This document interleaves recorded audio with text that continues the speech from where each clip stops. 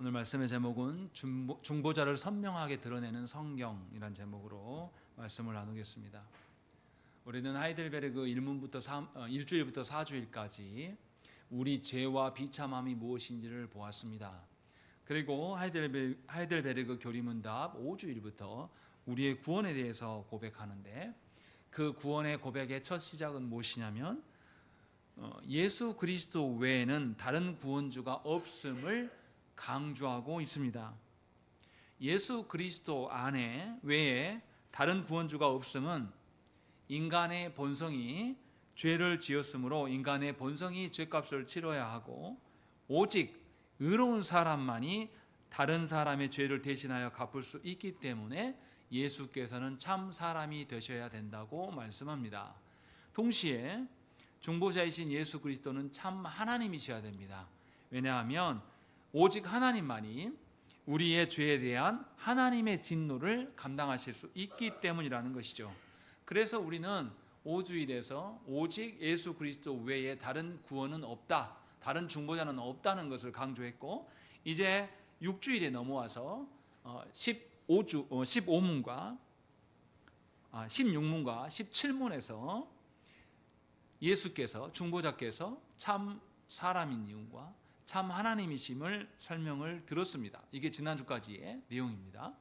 그리고 오늘은 이제 18문과 19문에 대한 이야기를 하고 있는데, 18문에서는 참 사람이시며 참 하나님이신 중보자가 누구인가라는 것, 앞에서 했던 이야기를 다시 확증하면서 묻습니다. 예수 그리스도 외에는 없다라는 것을 고백한 이후에 19문에서는 무슨 이야기를 하고 있냐면, 그 중보자를 어떻게 아냐 이 말이죠. 그에 대한 답은 성경에서 안다라는 거죠. 그러면 이제 우리 여기서 생각해 봐야 돼요. 왜 하이델베르그 교리문답은 예수 그리스도께서 참 중보자 되심에 대해서 예수 외에는 없다고 말하고, 예수께서 중보자 되심을 아는 것을 성경에서만 한다고 하는 것일까라는 거죠. 왜 이렇게 말씀하는가라는 것을 잘 이해해야 됩니다. 그렇지 않고 뭐 당연한 소리네 하고 넘어가면 이게 뭘 강조하고 있는지 알 수가 없어요. 그래서 오늘 하고자 하는 이야기는 뭐냐면 성경에 대해서 이야기를 하려고 합니다. 성경은 우리에게 무엇을 말하는가라는 것이죠. 많은 사람들이 성경을 읽습니다. 그런데 성경에서 우리에게 계시하신 바를 알아듣지 못하고 자기식대로 성경을 읽는 사람이 굉장히 많습니다. 그래서 어떤 이들은 성경을 보면서 성공을 말하고, 어떤 이들은 성경을 보면서 재물을 말하고, 어떤 이들은 성경을 보면서 기적을 말하고, 어떤 이들은 성경을 보면서 자기의 욕망을 채우는 것이 하나님의 은혜라고도 말합니다. 이것은 성경을 엉터리처럼 보고 있는 겁니다. 사도행전 8장에 보면 에티오피아 내시가 나타납니다. 에티오피아 내시는 예루살렘을 들렸다가 다시 에티오피아로 돌아가는 길에 두루마리 성경을 읽고 있었어요. 이사야서의 말씀이었습니다. 그런데 이 에티오피아 내시는 사실은 유대인은 아니었죠. 아프리카인이었는데 에티오피아 내시가 이사야서의 말씀을 유대인으로 이제 유대교로 개종한 사람인 건 맞습니다. 그 사람이 성경을 읽어요. 지금같이 이렇게 조그마한 것에 다 읽는 게 아니라 예전에는 성경을 두루마리로 만들기 때문에 단권만 해도 분량이 엄청납니다. 근데 이것도 누구나 다 갖고 있는 게 아니라 돈이 있는 사람, 귀족들만 갖고 있는 거죠. 근데 그 성경을 가면서 읽습니다. 특히 이사야서 53장 말씀을 읽고 있습니다. 그런데 도무지 무슨 말인지 알 수가 없어요. 이사야 53장 말씀은 우리 죄를 위하여서 고난받는 종에 대한 이야기, 우리의 죄값으로 인하여서 우리의 진노를 감당하실 그 고난받는 종에 대한 이야기를 기록하고 있는데, 에티오피아 내시, 이 궁중에 머무는 사람 입장에서는 힘이 있고 능력이 있는 사람이 구원이 있다고 생각할 수밖에 없는 것이죠. 그 논리로 읽었는데 이해하지 못해요. 그런데 하나님께서 감사하게 이 에티오피아 내시를 위하여서 빌립을 예비시키십니다. 그래서 성령께서 빌립에게 에티오피아 내시를 만나게 될 것과 그에게 하나님의 말씀을 일러줄 것들을 명령하시고, 빌립은 에티오피아 내시에게 이사야서 53장의 말씀이 무엇인지 설명해 줍니다. 그리스도께서 죄인들을 위하여서 겪으신 고난에 대한 이야기가 이사야서 53장의 말씀이다. 그래서 우리의 주인 되심에도 불구하고 그는 낮아지시고 우리가 당해야 될 모든 고난을 감당하게 될 것이다 라는 것을 말씀해줘요. 그때서야 에티오피아 내시는 성경의 의미를 알고 예수님을 믿고 그 자리에서 세례를 받게 된다고 성경은 기록하고 있습니다. 이처럼 성경에 대한 요점이 무엇인지를 알지 못하는 자는 성경을 읽어도 성경을 깨달을 수가 없습니다. 사실 성경 창세기부터 요한계시록까지 성경 전체에서 우리에게 말하고자 하는 바는 우리의 구원인데 그 구원을 이루시는 분이 누구냐면 예수 그리스도십니다. 하나님을 반역한 죄인인 우리는 죄와 아무런 상관없으신 거룩하신 하나님과 우리의 그 사이 속에 중개자가 필요하게 되었어요. 그래서 우리는 하나님과 우리 사이의 중개자로서 중보자이신 예수 그리스도를 믿는 것입니다. 예수님은 하나님과 우리 사이에 평화를 가져오시는 분이에요. 그래서 하나님과 우리의 관계를 우호적으로 수립해 나가는 것은 바로 예수 그리스도시고 우리는 예수 그리스도의 그 이끄심대로 따라갈 때라야 하나님과 교제할 수 있게 되는 것입니다. 그래서 우리는 예수님을 중보자라고 부르며 그 예수님의 그 중보하심 속에서 우리는 하나님께 나아갈 수가 있는 것입니다. 이처럼 성경의 전체 주제는 바로 예수 그리스도십니다. 우리의 중보자에 대해서 말씀해 주신다는 것이죠.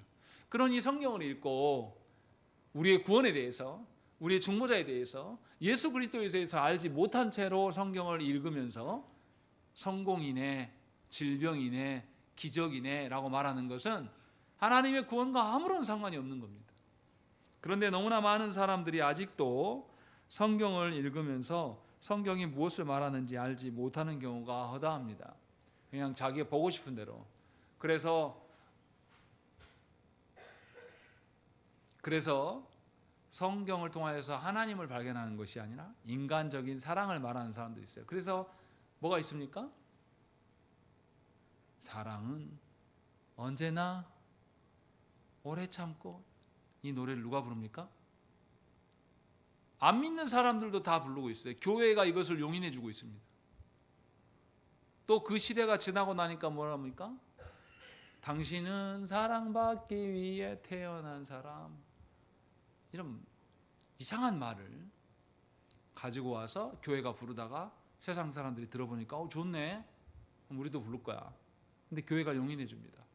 또 군대에서는 뭐 하는 줄 아십니까? 아마 논산 출신들은 다 할 거예요. 실로암, 어두운 밤에, 이게 아예 군인들의 가요처럼 되어 있습니다. 그게 무슨 말 하는지조차 관심도 없어요. 이렇게 내어줘 버렸습니다. 제가 무슨 말 하려고 하는 거냐면, 성경에서 하나님께서 우리에게 보이시고자 했던 것은 구원이며 그 구원의 중보자는 바로 예수 그리스도이심을 말씀하는데도 우리는 성경을 보면서 그 예수 그리스도를 보려고 하지 않는다라는 것이죠. 그런데 성경은 분명히 예수 그리스도를 드러냅니다. 그러면 이제 생각을 해보십시다. 예수께서 성경에 어디에 등장하십니까? 예수님이 성경 어디에 등장해요? 신약에 넘어와야지만 예수님이 등장합니다. 그러면 우리가 구약의 생각을 해봅니다. 구약에는 예수님의 이름도 안 나옵니다. 실제로 등장하지도 않으셔요. 그런데 어떻게 구약이 예수님을 드러냅니까? 이거 알아야 돼요. 다시 이야기해 볼까요? 구약 성도들은 어떻게 구원받습니까? 이제 우리 교회에서 배웠으니까 예수님을 통해서 구원받습니다. 이 말은 할 수 있어요. 그럼 어떻게 해서 예수님을 믿음으로 구원받는다라고 구약에서 말합니까? 이제 모르거든요. 성경을 제대로 읽으면 구약에서 무엇을 말하는지 알 수 있어요. 오늘 본문으로 삼은 히브리서 10장 말씀에서 그 이야기 합니다. 1절 읽어보겠습니다. 1절 읽겠습니다. 시작.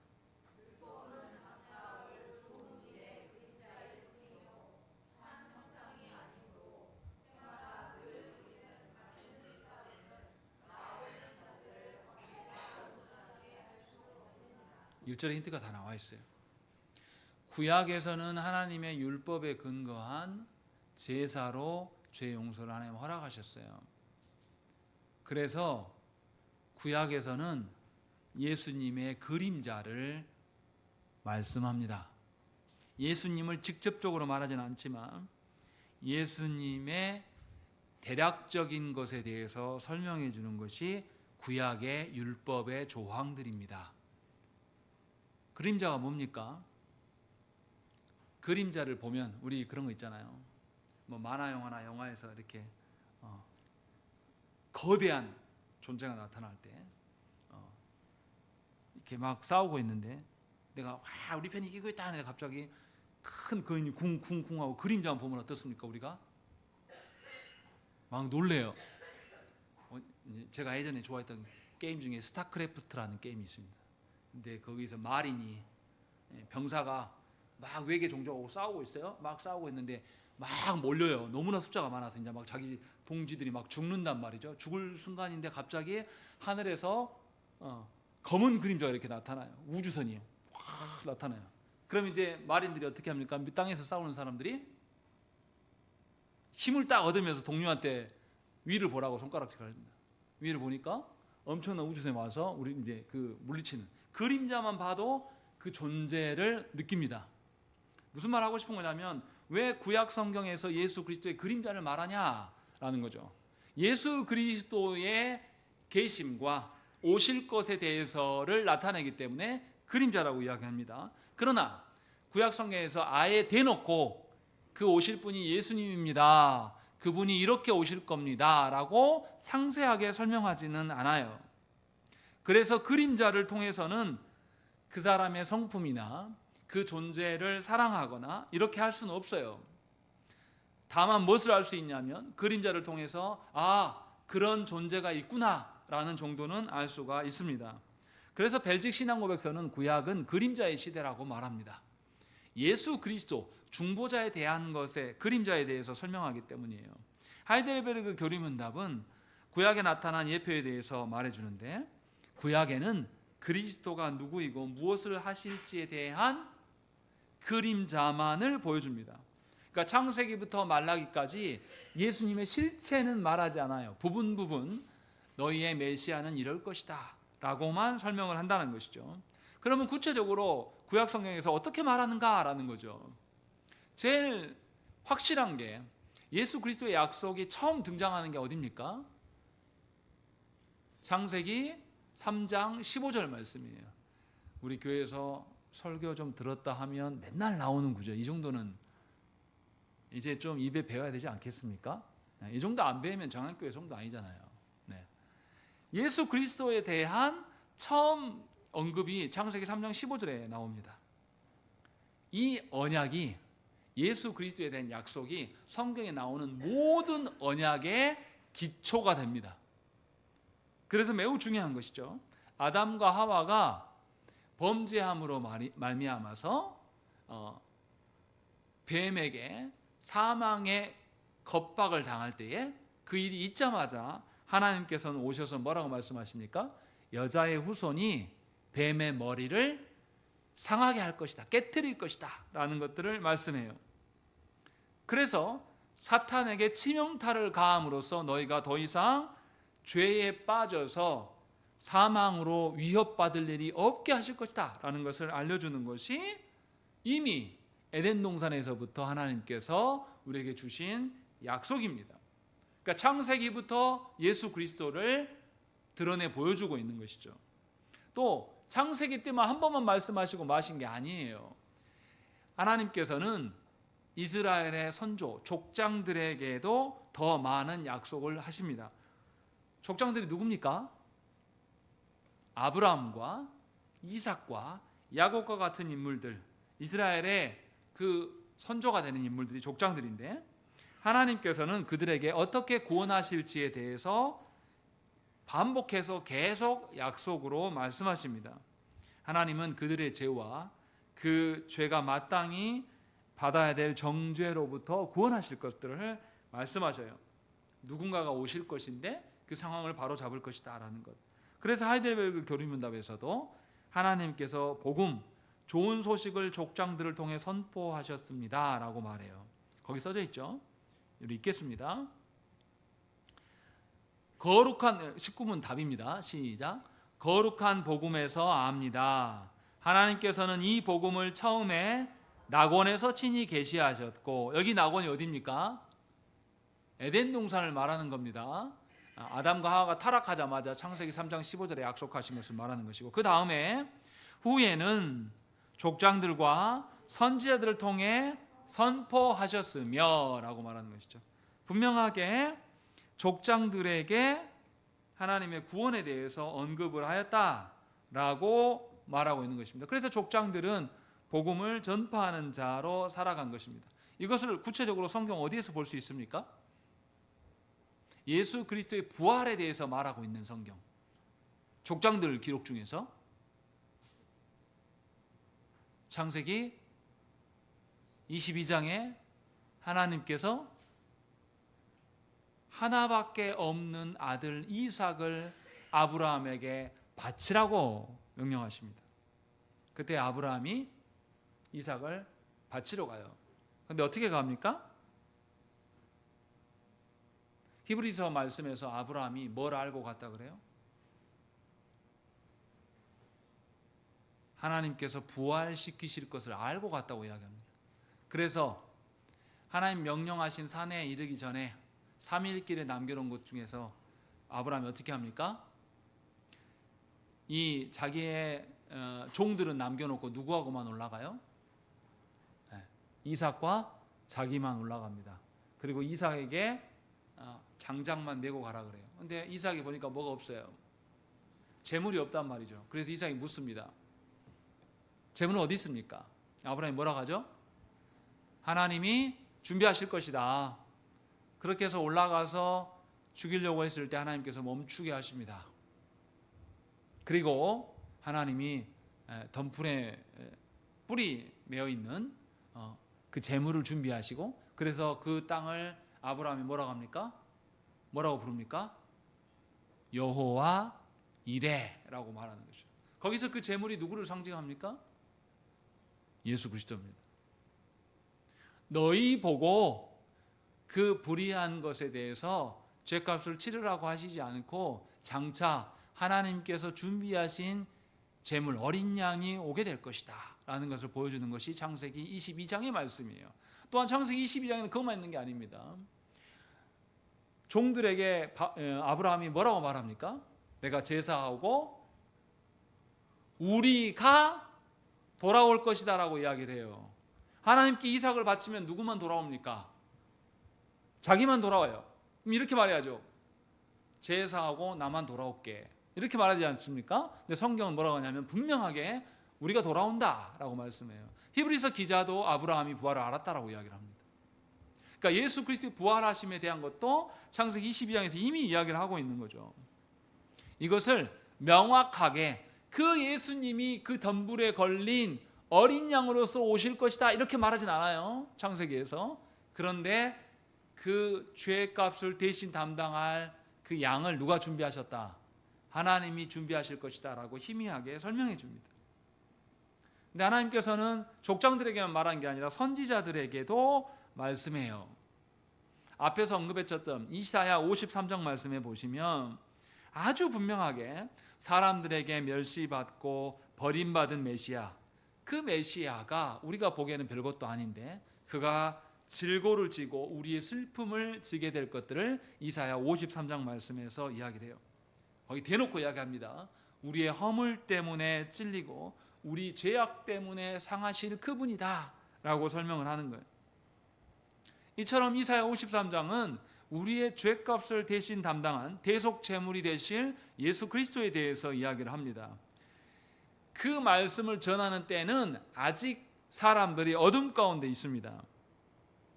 그러나 어둠 속에 있는 자들에게 하나님은 어떠한 빛보다 더 밝은 빛으로 예수 그리스도에 대한 말씀을 주십니다. 그래서 예수 그리스도를 믿고 신뢰하는 자가 구원을 받을 수 있도록 길을 열어두신 거예요. 이처럼 하나님은 아담 때부터 하나님의 메시아를, 그리스도를 말씀합니다. 그 약속을 믿음으로 말미암아서 사람들이 구원을 받는 것이죠. 레위기에서도 예수 그리스도를 예표하는 것이 명확히 나타납니다. 요한복음 5장 46절 말씀에서 유대인들에게 모세를 믿었더라면 예수님을 믿었을 것이다 라고 주님이 말씀해요. 너희가 모세를 제대로 믿으면 나를 믿었을 것이다 라고 주님 말씀해요. 모세는 레위기에서 그리스도를 예표하는 말을 하고 있습니다. 레위기 4장 말씀 보면 이스라엘이 속죄제를 짓는데, 속죄 제사를 이제 해야 되는데 자기가 죄를 지면 어떻게 합니까? 양이나 소를 끌고 와서 어떻게 해요? 그냥 막 제사합니까? 뭐부터 합니까? 제물의 머리에 손을 얹고 안수합니다.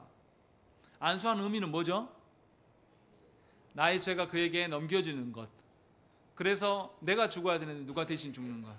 제물이 대신 죽는 것. 그리고 제물을 제사자가 직접 잡습니다. 잡아가지고 그 피를 제단에 뿌리고 기름은 불에 태워요.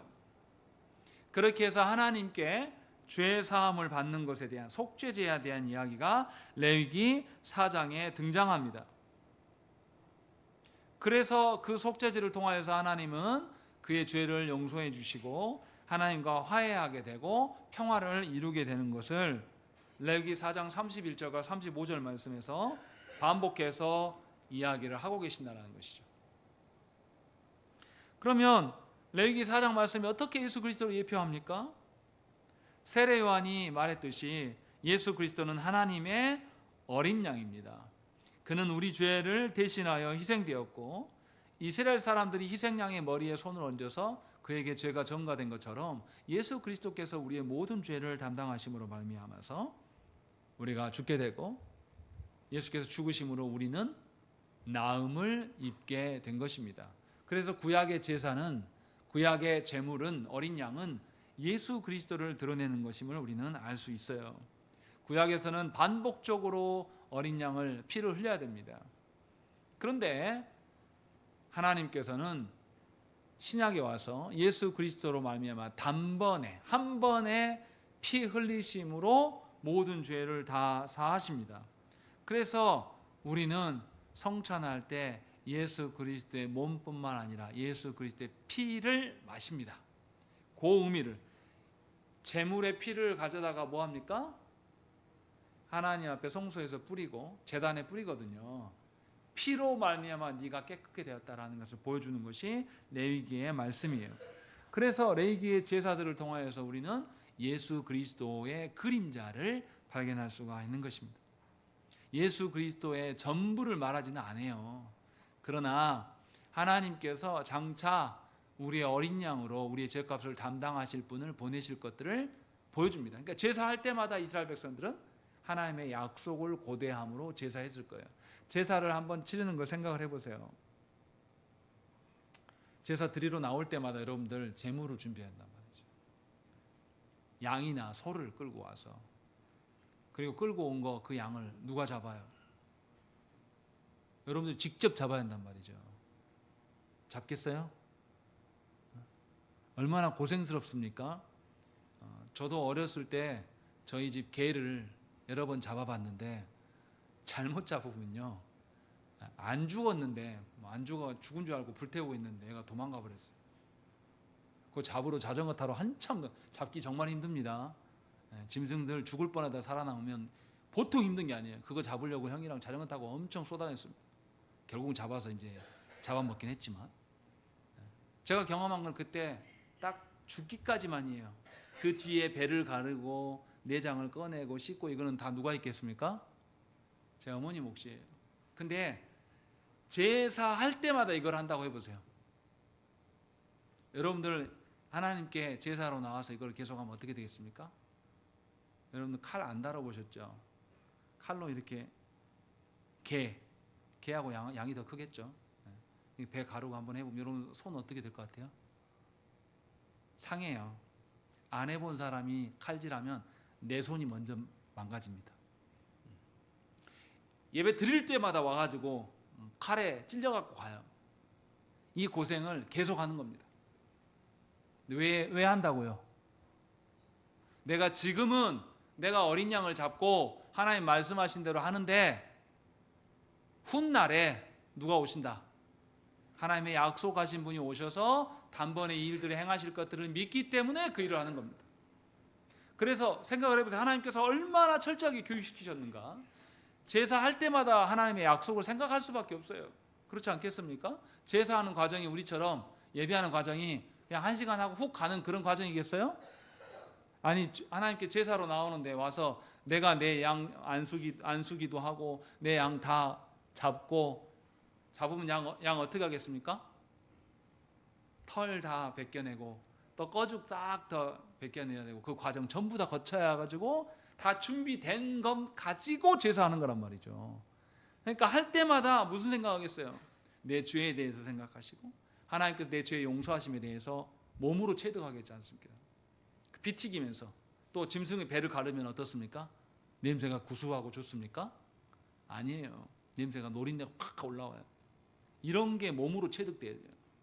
아, 이게 내 죄값이구나. 이게 피비린내 나는 나의 죄구나. 이런 걸 하나님께서 시청각으로 늘 제사를 통하여서 하나님께서 구약에서 보여주셨다는 것이죠. 또 시편에도 이런 게 나옵니다. 시편에 메시아 시편이 여러 편이 있어요. 그 중에 대표적인 것이 시편 110편입니다. 시편 110편에서 그래서 110편이 메시아를 언급하기 때문에 신약에서 가장 많이 인용이 됩니다. 또 시편 2편 보세요. 시편 2편에 보면 세상의 통치자들이 진정한 왕 앞에서 막 까부는 장면이 나타나요. 그런데 어떻게 합니까? 세상의 군왕들이 막 난리치는 걸 보고 하늘의 진정한 왕이 비웃으신다라고 말하면서 예수 그리스도의 통치에 대한 설명을 시편 2편에서도 이야기를 합니다. 이렇게 구약은 계속해서 메시아에 대한 왕 대신 또 우리 어린 양 대신 예수 그리스도에 대해서 그림자로 보여줍니다. 반면에 신약 성경은 이제 그림자로서 예수 그리스도를 말하지 않아요. 아주 분명하게 예수 그리스도를 증언합니다. 그래서 19문 봐보십시오. 마지막에 뭐라고 써있습니까? 마지막에는 거부부터 읽겠습니다. 시작. 예, 마지막에는 앞에까지는 구약 이야기입니까? 신약 이야기입니까? 구약에 대한 설명을 딱 하고 신약 설명 없이 바로 뭐라 그러죠? 마지막에는 그의 독생자를 통해 완성하셨습니다. 다시 말하면 신약에는 예수 그리스도를 아예 대놓고 계시한다 그 말을 하고 있는 거예요. 마태, 마가, 누가, 요한복음에서 그리스도가 누구시고 이 땅에 어떻게 오셨고 어떻게 잉태되셨고 어떻게 출생하셨으며 또 오셔서 어떻게 공생애를 사셨으며 또 부활하시고 승천하셨는가 라는 것을 아주 상세하게 우리에게 설명해 줍니다. 이제는 예수 그리스도가 그림자가 아니라 구체적으로 어떠한 분이신가를 다 알려줘요. 그래서 예수님께서 행하신 바를 면밀하게 살필 수가 있는 겁니다. 예를 들어서 예수께서 사복음서에서 기적을 행하시는 것이 보여요. 그 기적 자체가 목적이 아니라 구원을 위한 그리스도의 사명을 위한 표적으로서 기적을 보여주실 분이라는 것이죠. 마가복음 5장에서 예수께서 어떻게 합니까? 거라사 지방의 귀신을 주님이 어떻게 합니까? 쫓아냅니다. 그래서 그 사람이 온전하게 되는 사건이 나타나요. 아, 예수께서 오셔서 귀신들까지도 제압하시고 그 사람을 구원하시는구나 라는 것. 그러니까 귀신을 쫓아내는 것 자체가 중요한 게 아니고 귀신을 쫓아내므로 예수님이 누구시다? 구원주이시다 라는 것을 아는 게 훨씬 중요한 겁니다. 그 이야기를 마가복음에서 하고 있는 거죠. 자꾸 그 기적만 보고 있으면 안 돼요. 예수께서 질병을 고치시고 뭐라고 합니까? 예수님이 다 거쳤으니까 가서 잘 살아 이렇게 말합니까? 뭐라고 말씀하시죠? 네가 죄사함을 받았느니라 라고 이야기하니까 옆에 종교 지도자들이 뭐라고 해요? 아니 당신이 뭔데 네가 죄사함 이야기하냐? 죄사함 누구만 한다? 하나님만 하지 않냐? 라고 이야기하니까 예수님이 뭐라고 합니까? 네 자리를 들고 가라 함과 죄사함을 하는 것 중에 어떤 게 쉽냐? 갑자기 예수님 딴소리예요. 그러면서 뭐라 하죠? 내게 죄사함의 권세가 있다라고 말씀하시는 거예요. 그러니까 주님은 뭘 드러내고 싶은 거예요? 병고침을 드러내고 싶은 겁니까? 죄사함을 드러내고 싶으신 겁니까? 죄사함이에요. 질병 치료하는 게 중요한 게 아니란 말이죠. 기적을 행하는 게 중요한 게 아니고 예수님이 구원주이시다, 요거를 알려주는 게 주님의 목적이라고 사복음서에서는 계속 이야기를 하는 것입니다. 그렇게 해서 예수님이 그냥 와서 우리 먹고 사는 문제 해결해 주는 그런 정도의 분이 아니라 하나님 나라를 말씀하시고 하나님 나라에 이르는 방편을 우리에게 일러주시는 분이시다 라는 것을 아주 구체적으로 설명해요. 이것이 신약성경에서 나타나는 방식이에요. 그런데 제자들은 알아듣습니까? 못 알아듣습니까? 못 알아들어요. 세베대의 두 아들 야고보와 요한이 어떻게 합니까? 마가복음 10장에서 야고보와 요한의 어머니가 와서 예수님께 청해요. 치맛바람이 좀 있는 집안이죠. 와가지고 우리 아들들 어떻게 해주라고요? 좌의정 의정 해주시오 라고 이렇게 말한단 말이에요. 근데 이 야고보와 요한만이 문제가 아니에요. 야고보와 요한 어머니가 와서 그렇게 치맛바람 일으키고 하니까 다른 제자들이 어떻게 합니까? 아이 니네만 하면서 아이 너무하네 저것들 하면서 제자들이 다 분노한 게 나타나거든요. 무슨 말입니까? 예수와 함께 공생의 3년을 보냈는데 이 제자들은 예수님을 온전히 알고 예수님을 사랑하면서 그렇게 살았습니까? 예수님이 행하신 바를 전혀 이해하지 못했어요. 예수께서 우리의 구원자이심을 여신히 드러냈는데 이 제자들은 복음에 대한 이해가 없었습니다. 그래서 엉터리 같은 소리만 하는 거예요. 오늘 우리가 오전에도 설교 시간에 말씀드렸잖아요. 베드로가 예수님의 떠나가심에 대한 이야기를 하니까 안 돼요. 내가 막을 겁니다. 내가 목숨 걸고 하면 안 될 일이 뭐가 있습니까? 이따고 소리를 하는 것이고, 도마도 뭐라고 합니까? 예수님의 가는 길 나 잘 몰라 못 따라가. 빌립도 뭐라고 합니까? 하나님 보여주세요. 우리도 하나님 보고 싶습니다. 이런 소리 잘하잖아요. 엉터리 같은 소리를 막 계속 하는 겁니다. 하나님 보여줄 필요가 없어요. 누가 계시니까. 예수 그리스도로 인하여서 다 드러났단 말이죠. 예수 그리스도로 인하여서 하나님께 나아가는 길이 무엇인지를 온전하게 다 성경에서 증언하고 있단 말이죠. 그래서 신약 성경에서 예수님은 세상이 말하는 영광이나 세상이 말하는 부나 허영이나 교만을 추구하시는 분이 아니에요. 예수님은 하나님 앞에서 자기 자신을 죽기까지 자기 자신을 버리십니다. 그렇게 해서 대속물로 자기 자신을 주심으로 말미암아 우리의 구원주가 되심을 설명하는 것이죠. 우리가 받아야 될 하나님의 진노를 대신하고 우리가 가야 될 지옥까지도 내려가서 주님은 하나님의 승리를 선포하시고 우리가 마땅히 받아야 될 모든 것들을 대신 짊어주시는 구원주로서의 하나님이시다라는 것을 신약성경에서 분명하게 밝힙니다. 그리고 그것만이 아니에요. 예수께서 십자가에 오르시는 과정도 신약성경은 다 설명해요. 그래서 예수님이 십자가를 앞두고 어떻게 하십니까? 겟세마네에 오르셔서 뭐 하십니까?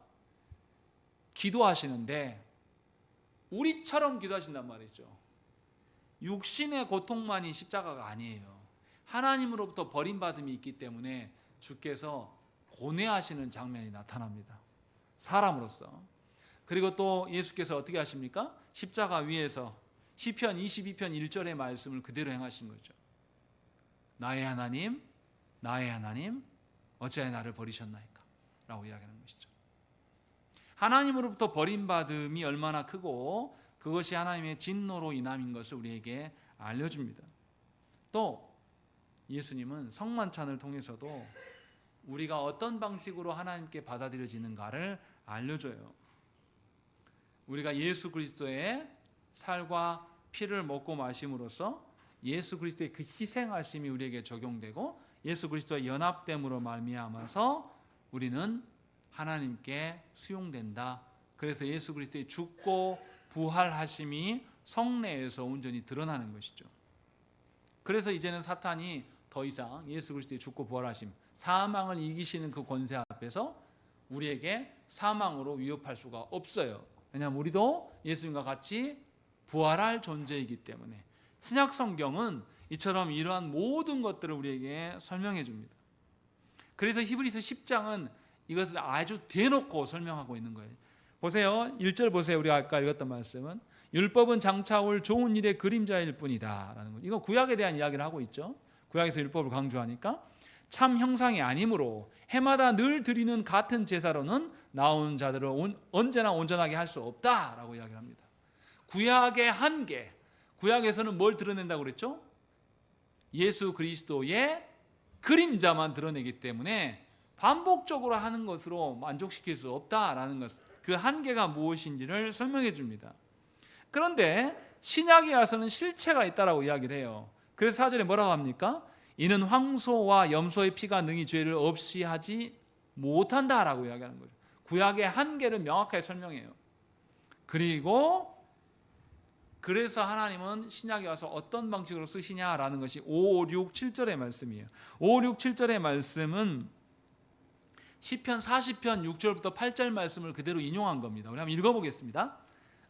5절, 6절, 7절입니다. 시작. 하나님이 제사와 예물을 원하지 아니하시고 오직 나를 위하여 한 몸을 예비하셨도다. 여기서 한 몸은 누굽니까?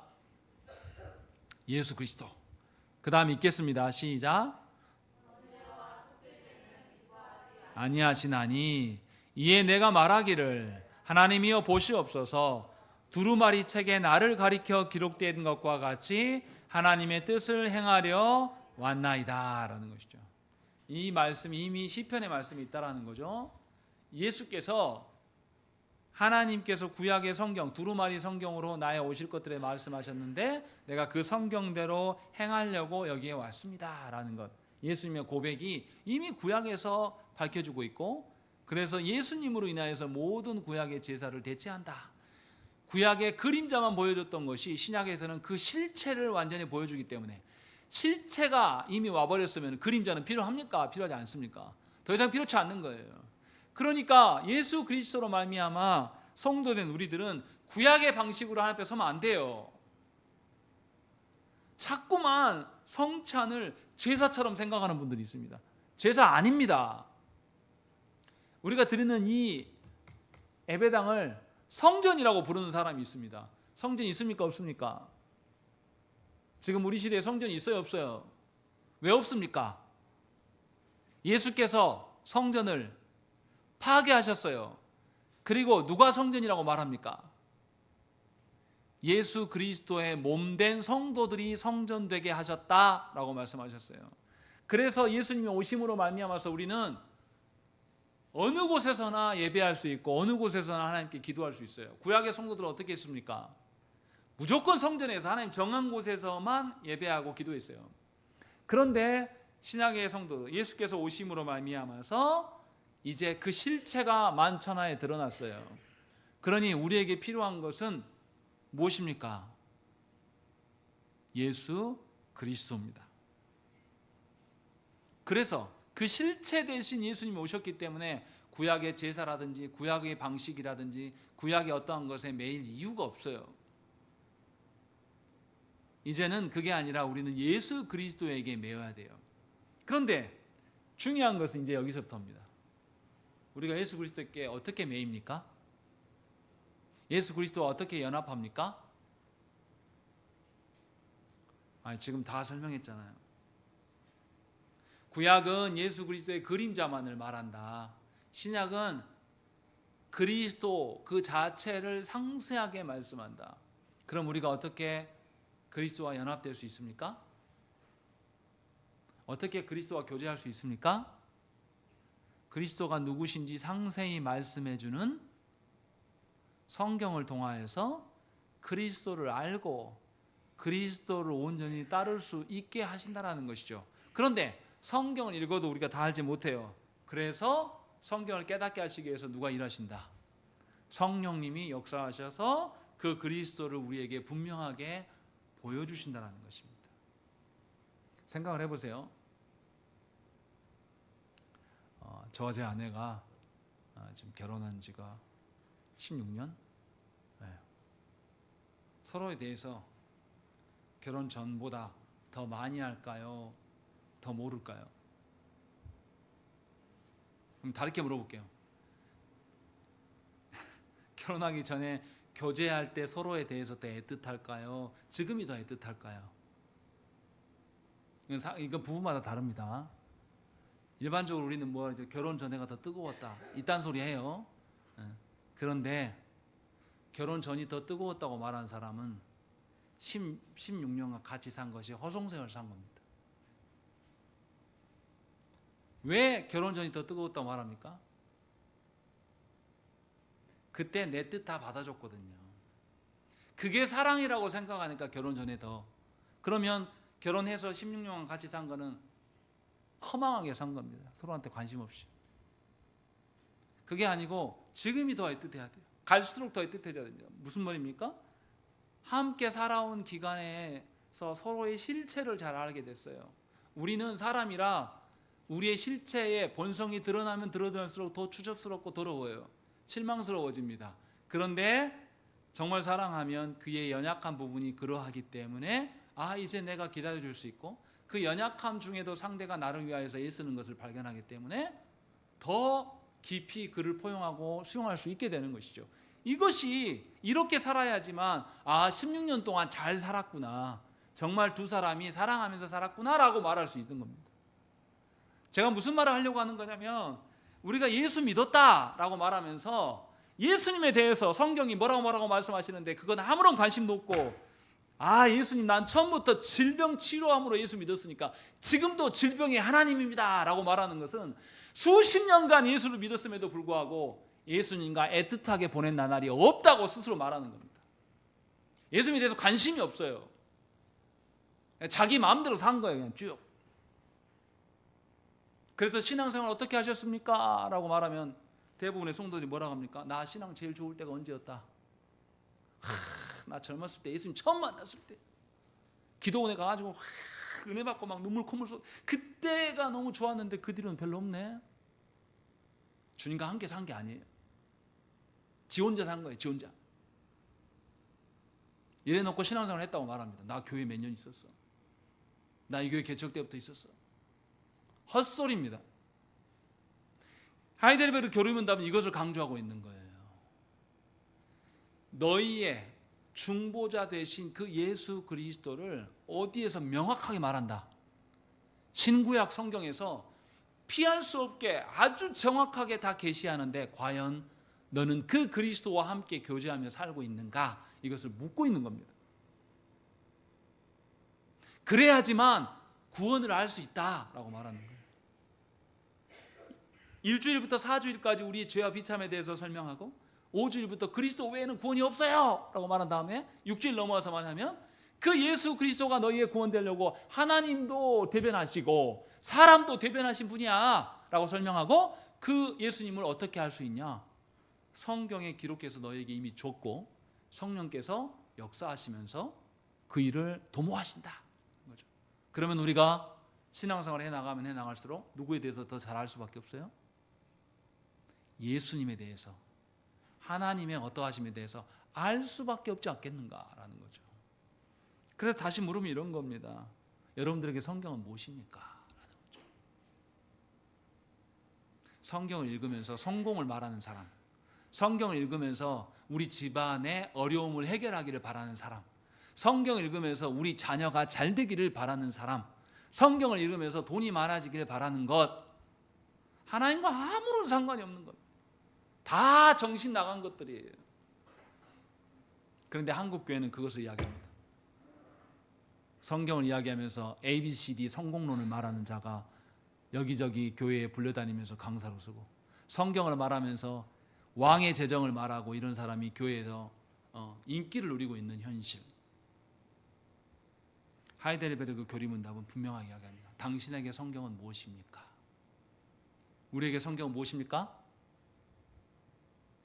예수 그리스도를 선명하게 아는 거예요. 예수 그리스도와 함께 살아가는.